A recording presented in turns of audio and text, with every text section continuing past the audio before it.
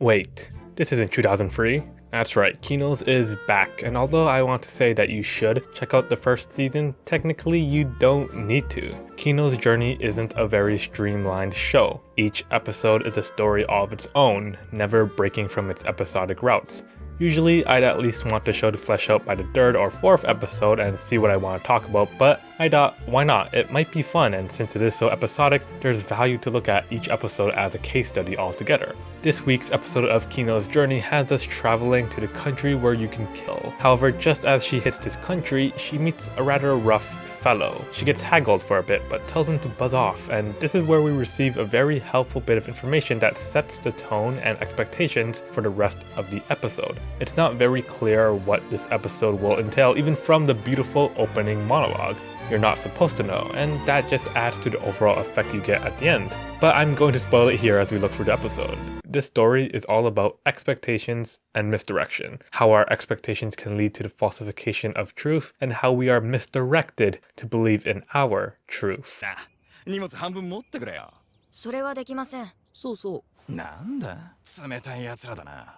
We can glean a lot from the type of person he is and measure that with the country we're about to head into. Let's just call him Tattoo Face. After all, he doesn't really say his name and we don't really get his name from anybody. His character comes off as manipulative and arrogant. This is important as he gives us a base expectation to what kind of people he might attract or be attracted to. The country he describes is one that does not outlaw killing. Here he sets up another expectation, but he omits important information that we need to really get a sense of the country. He doesn't mention a ding about the people other than this regal figure, which only helps add to the expectation that this country is dangerous. After all, he himself is a dangerous person, or at least can be, and he's going to a cesspit to avoid his previous country, which was well kept. The thing to note here is that he doesn't belong in his old country, so he's seeking a new one that will satiate his needs. Clearly, he has a twisted sense of what the world should be and how he wants to live. 気に入らない奴がいたらぶっ殺すかな。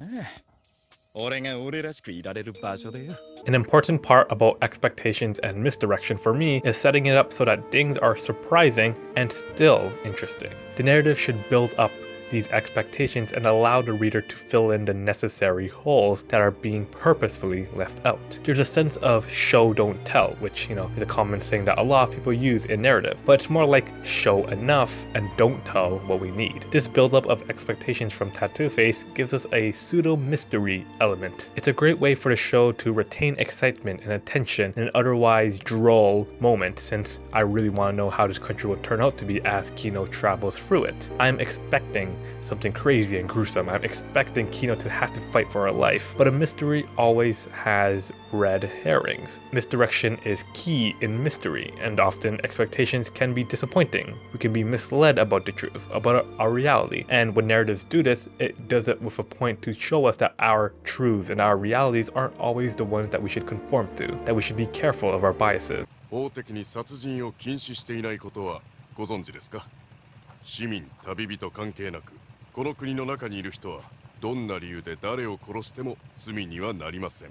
Such is the case once we figure out that the country where you can kill is actually really peaceful. But that doesn't mean that Tattoo Face was lying to us. A good way to build up expectations isn't to lie. That's just finicky and annoying. It doesn't add suspense if the trick was, oh yeah, he was lying all along. Tattoo Face never lied. It's just that we were misdirected through his lack of information to believe it was more dangerous than it really was. Without our base understanding of what a lawless country seems like, we probably wouldn't have expected this apocalyptic setting that Kino is going into. But my expectation never simmered at this point. あれは強盗への対策ですか？強盗なんて入ったことがないよ。これは人を殺すためさ。 I mean, I kind of can't ignore how everyone is carrying guns all around, and it's done in a very subtle way that adds to my suspension and adds to my expectations. We don't know when or how they kill, and this presides within us until the actual climax. We are expecting them to kill eventually, but the key thing is we aren't told if they're killing each other, and do they kill with intent and happiness? Do they find joy in doing this? The shopkeep and even the old man makes it seem like they do enjoy killing to some extent. I'm led to believe they kill for sport as well. that it might be a game to them, like maybe a clock will strike noon and they'll just pull out their guns and shoot each other. But even with contextual clues to add to our expectations, we can't firmly discern that we know the truth yet. And at the same time, the feeling of misdirection hasn't left me. It's happened once with Tattoo Face, so a chance for the whole country that Kino is in to misdirect me again is possible. To figure out the truth, I have to tread carefully and be patient and be wary of all the things that are happening and all the misdirection that could be happening and all the misdirection that isn't happening. あなたみたいな人には向いていると思うんだけれど。どういう人？人を殺すことができる人さ。 At this point, my expectations are at their peak. There's an awkward danger in the atmosphere, and at the same time, a very unsettling atmosphere is brewing. We expect here that something is going to happen, but that's just another misdirection. Everything we've come to know through Tattoo Face's misdirection, through the guns misdirection, all lead us to believe that this country is the focal point of caution. Our expectations lead to this truth, that this country is the one we should be looking at, that we should be wary of when this country would turn on us. And at this point, we may have even forgotten about Tattoo Face. We know he is in this country, that he'll serve some important role, but with how peaceful things are, maybe he just left, maybe he was deterred. Remember, he left his old country because he felt like he was an outsider, and he still remains to be an outsider with how peaceful things are, but he doesn't. お前だ。そこのモトラ殿に。 And he shifts away our focus from the country back to him. However, the most important bit of misdirection is the townspeople leaving as Kino gets threatened. Now the focus turned from Tattoo Face back to the country, and even Kino is kind of uninterested in Tattoo Face, and she would rather glare at the townsfolk and try to understand why they're doing the things they're doing. Killing here is not prohibited by law, so this is natural occurrence, so maybe they wanted to give them room. That's the expectation that I have from all the actions and from all of the contextual clues I have right now. And at the same time, we kind of are expecting them to do something about the situation they're in. They are watching very closely to what unfolds after all. Or maybe is that another misdirection? At this point, they're really playing an amazing game of cat and mouse, constantly throwing subtle clues and having me for a spin to figure out the truth in front of me. That's the best way to use our expectations, to not give us what we want, to keep us on our toes and dangle the truth ever so close to us. And then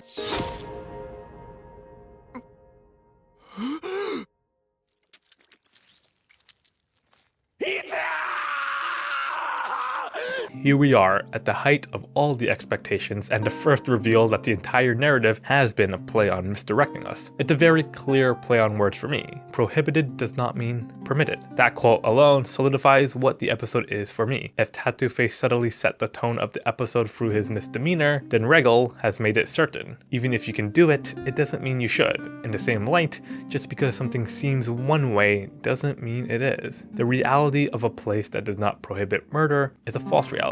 The world itself doesn't forbid you from killing or doing whatever you want. It's morally incorrect, which is why you don't do it, but you can still physically do what you want unless someone catches you and punishes you for it. Tattoo Face was led astray because of how the world around him was set up, that he believed that just because there was a law, you can't do it, that if there wasn't a law, that you can all of a sudden do it without any guilt. In the same vein, a world where killing isn't prohibited doesn't necessarily mean a wasteland, but often expectations lead you to believe something is the way you want it to be, and often you will be misdirected and your expectations shattered, as it was for my case. Kino's first impression of the country can be said to be a falsification of the reality she thought she was going to. And likewise for me, again, I thought we were going to a place much more dangerous. My reality of what a country in anarchic times would look like in this world is falsified, and even more so, that reality of a potentially peaceful country where you can kill has now been ingrained in my own expectations. So now, moving forward in Kino's and in my own life, I might expect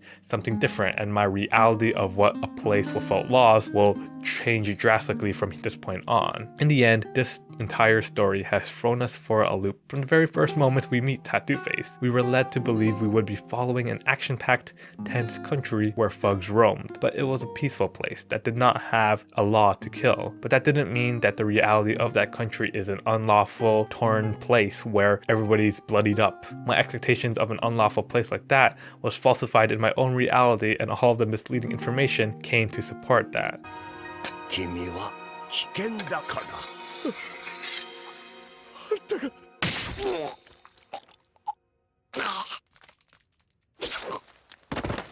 misdirection follows in every wild expectations we have, but if our expectations are mild and our intentions good, like with the last guy we meet, then we might not have to worry about our expectations being strewn. In the end, even if we were led to believe elsewise, it's up to us how we perceive and accept our results that matters, and it's up to us to be able to mend our own reality and accept new realities. But anyways, thanks for watching. If you did, I'm so excited and happy that Kino is actually getting a new show, and I'm so excited to be doing some more anime analysis. It's definitely been a while, but anyways, I'll see you guys next week for the next episode of Kino's Journey. Hopefully you'll still be following the show, and maybe if you want, you can come by and see what I have to say about it. See you later.